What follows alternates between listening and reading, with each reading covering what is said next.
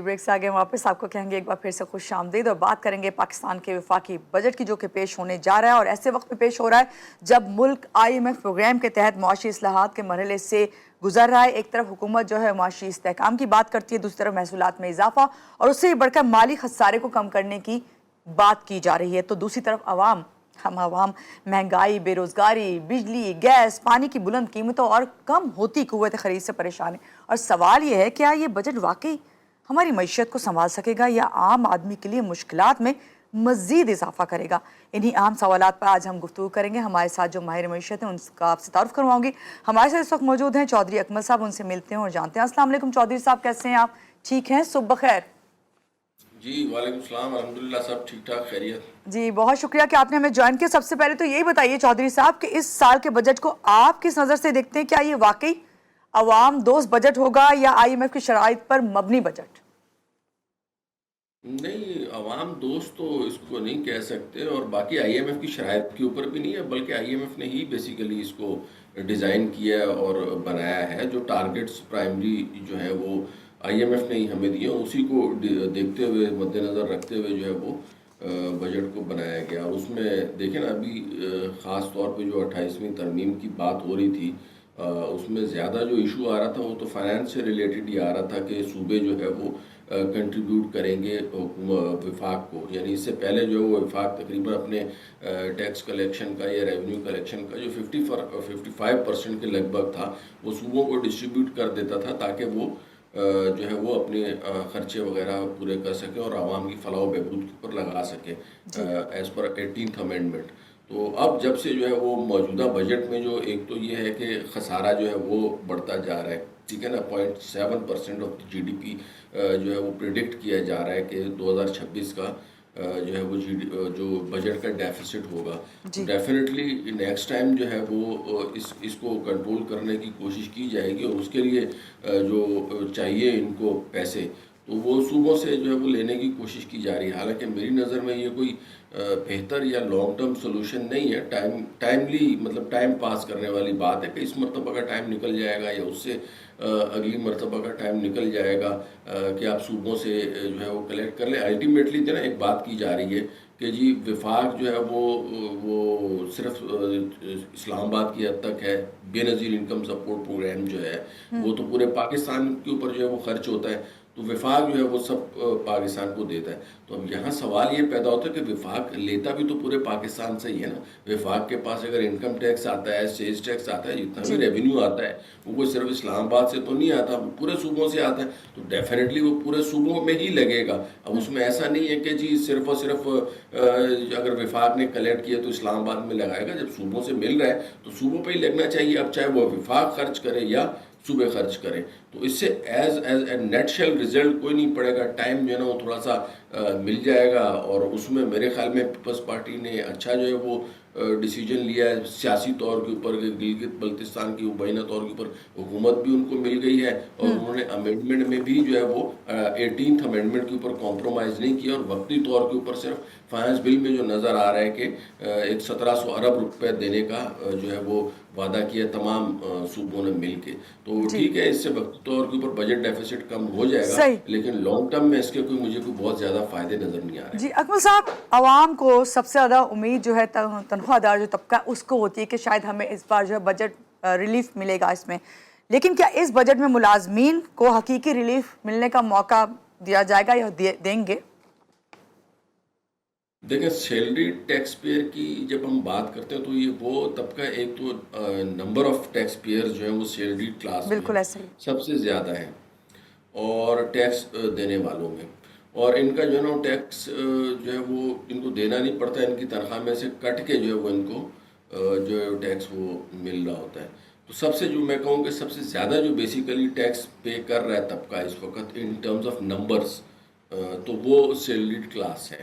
اب اس کے بعد حکومت نے ایک اسکیم انٹروڈیوس کی ہے ریٹیلرز کے لیے، جس میں یہ کہا جا رہا ہے کہ جی 1% جو ہے وہ یا منیمم 25,000 روپے جو عام گلی محلوں کے دکانداروں سے لے کے جن کا 20 کروڑ تک کا سال کا ریونیو وہ ٹیکس دے دیں۔ اور میری جو اپنی کیلکولیشن ہے اس کے مطابق آپ یہ سمجھیں کہ جس کا تقریباً سال کا 17-18 لاکھ روپے کا بھی پروفٹ ہے تو وہ 20 کروڑ کے لگ بھگ اس کی سیل ہوگی، یعنی 5 سے 10% کا اگر نیٹ پروفٹ مارجن لیا جائے تو ان کو جو ہے وہ بہت زیادہ ریلیف دے دیا گیا ہے.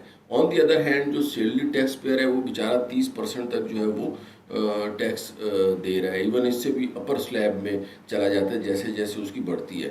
تو بزنس کلاس کو یا ریٹیلرز کو صرف اس وجہ سے آپ بینیفٹ دے رہے ہیں کہ وہ ٹیکس نیٹ میں نہیں ہے، حالانکہ انڈائریکٹلی وہ بھی بہت زیادہ ٹیکس پے کر رہے ہیں. لیکن جو سب سے پسا ہوا طبقہ ہے، جو سب سے پسماندہ طبقہ ہے، وہ سیلری کلاس ہے.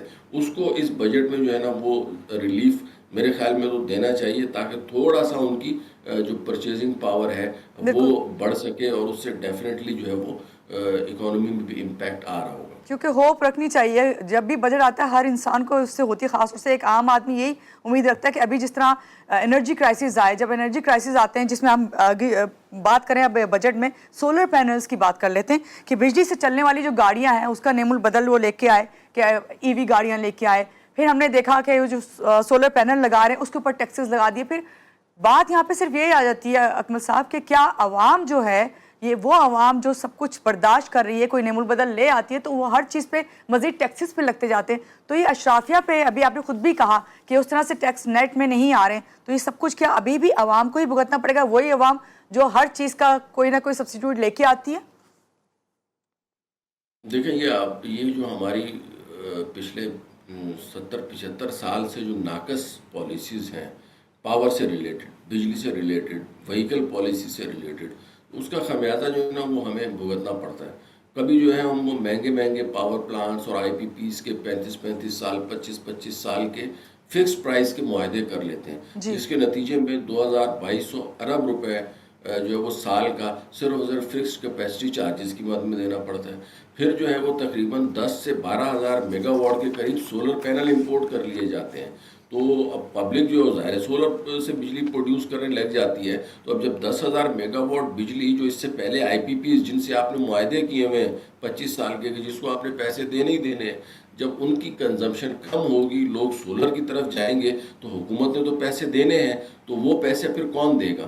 تو الٹیمیٹلی اس کا برڈن بھی جو ہے نا وہ حکومت عوام کے اوپر ہی پڑے گا. اور یہی ہم جو ہے نا وٹنس کر رہے ہیں کہ دوبارہ سے سولر ٹیکس فکس چارجز کی مد میں، اور مختلف نام جو ہے نا یہ چینج کر سکتے ہیں، سولر ٹیکس نہیں لگائیں گے، فکس چارجز کر دیں گے، واٹ ایور، لیکن سولر والے صارفین کو بھی اب جو ہے دوبارہ یہ لوگ نقصان پہنچا رہے ہیں. اسی طریقے سے سننے میں جو یہ آ رہا ہے کہ ہائیبرڈ جو گاڑیاں ہیں جس کے اوپر اس سے پہلے حکومت نے جو ہے وہ جو تھوڑی سی سہولت دی تھی، اس کے اوپر بھی سیلز ٹیکس یہ 18% کرنے کے اوپر جا رہے ہیں. اس سے پہلے 8% تھا، سولر پینلز کے اوپر بھی 18%. تو ایک طرف تو حکومت کہہ رہی ہے کہ رینیوبل انرجی کی طرف ہمیں جانا ہے، کلائمیٹ سے جو فرینڈلی جو انوائرمنٹ ہے ان چیزوں کو ہم نے پروموٹ کرنا ہے، اور دوسری طرف انہی چیزوں کو ٹیکس کیا جا رہا ہے. تو یہ بالکل ایک کانٹراڈکٹری قسم کی جو ہے وہ چیزیں ہیں، جس کو نہ صرف یہ کہ ہماری حکومت کو دیکھنا چاہیے بلکہ آئی ایم ایف کو خود بھی دیکھنا چاہیے کہ یہ جو پالیسیز ہیں یہ آگے لانگ ٹرم میں جو ہے نا وہ ہمارے لیے نقصان دہ ثابت ہوں گی. کہ آج جو ہے وہ آپ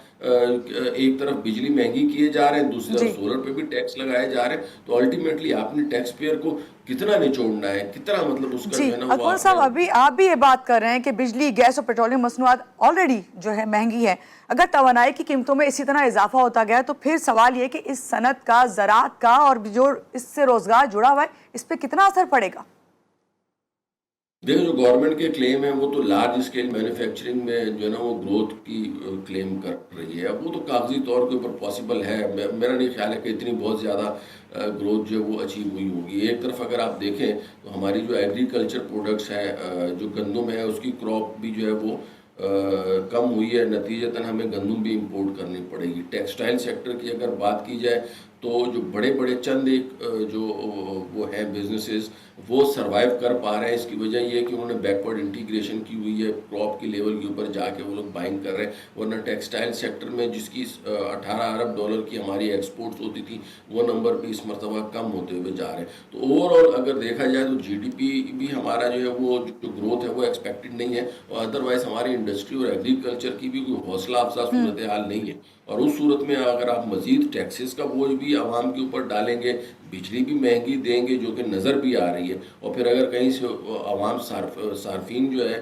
وہ کہیں سہولت کی طرف جاتے ہیں آپ اس کے اوپر بھی ٹیکس لگائیں گے، تو یہ ساری اس قسم کی پالیسیز ہیں کہ جس کی وجہ سے حکومت کے نہ ریونیو میں اضافہ ہوگا، نہ ہماری اوور آل GDP گروتھ ہوگی، بلکہ یہ مزید جو ہے وہ چیزیں تنگ ہونے کی طرف جائیں گی۔ یہ مسئلہ ہے بیسیکلی۔ جی اکمل صاحب، آپ نے بھی یہ بات کی، ابھی آپ نے خود بھی کہا جو سیلری طبقہ ہے وہ سب سے زیادہ ٹیکس نیٹ دیتا ہے، آلریڈی اس کو ظاہری بات ہے ان کی سیلری سے چلا جاتا ہے ٹیکس۔